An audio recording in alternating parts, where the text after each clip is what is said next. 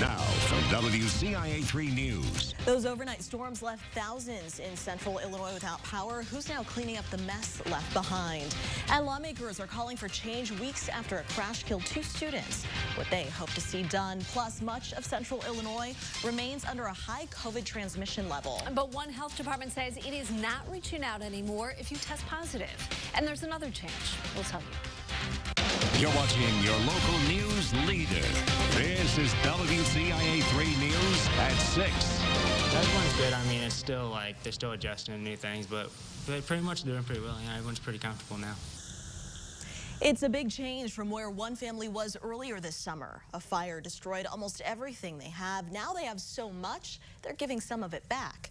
Good evening, I'm Jessica Coons. And I'm Jennifer Roscoe. This family story is a testament to the power of community. In June, their home, caught fire on Spruce Street in Villa Grove. They moved in with family in St. Joe, and donations started pouring in.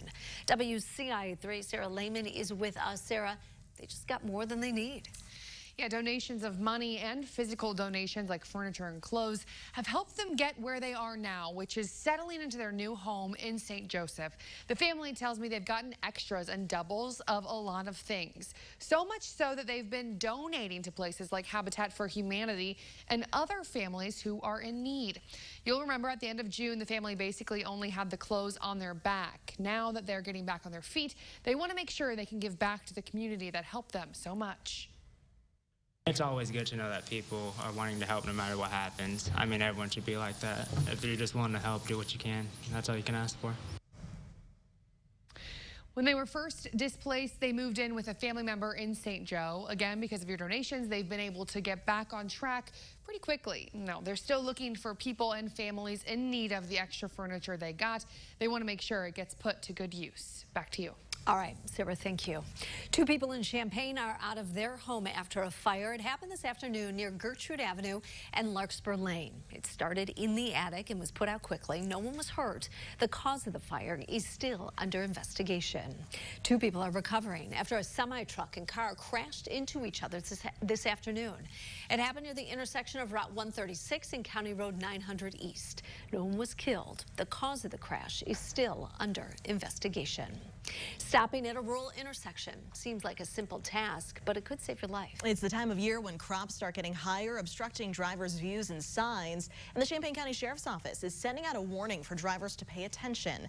Sheriff Dustin Harmon says drivers have to stop even if the intersection doesn't have a stop sign. He says deputies have responded to several accidents so far this year. Even out in the country, even if there are stop signs, people don't always obey them. And that's where we see a lot of accidents is somebody thinks, oh, okay, you know, there's never anybody here. They're going to roll through the stop sign. There happens to be somebody here. We've had a lot of fatality accidents that way. So then take that mind frame and now put an intersection with no stop signs at all. And then people just going too fast through those. He says if there's not a stop sign, the law states the driver to the right has the right of way. The Sheriff's Office also shared some numbers. From 2020 until now, there have been 8 accidents at the corner of 1000 North and 200 East, 7 accidents at Staley and Cardinal Roads, and 6 at 900 North and 1200 East. You can find more of those statistics on WCIA.com.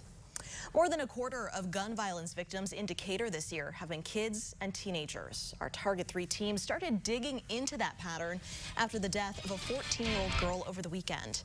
Investigative reporter Renee Cooper is live in our newsroom. So Renee, what have you learned?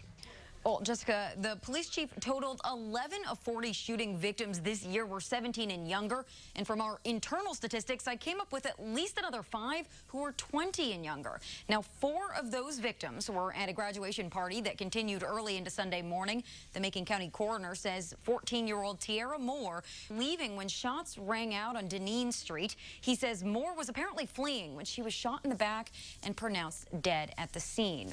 A 15-year-old and 2 19-year-olds were also hit by the gunfire, and that loss isn't lost on city leadership. Tonight, Decatur City Council will consider using COVID relief money to organize a crisis response team for victims and families involved in violent crime.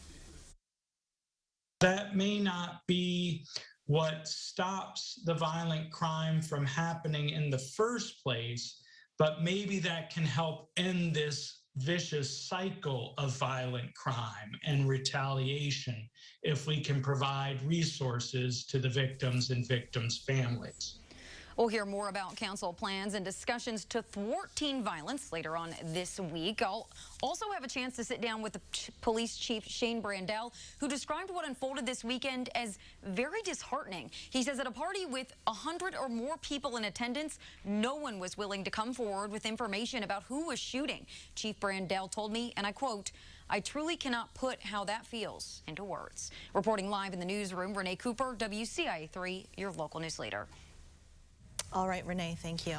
People want changes at an intersection where 2 high school students died. What they're hoping to see done. Also tonight, a tornado tore through part of central Illinois this morning as part of those storms. Which areas were hit the hardest? So tornadoes and straight line winds this morning. Vast majority of the damage came from straight line winds, but there's one spot where they determined that the winds were a little more circular. Tornado. That happened in Logan County over by Beeson. In fact, I just got a photo and I put it on my Facebook, and it's on our website of this story. You can see the corn flat. It's really fascinating to see. Head on over there and check that out. We'll talk more about the storms for tonight, tomorrow, and into Wednesday, Thursday. Details on that coming up after this.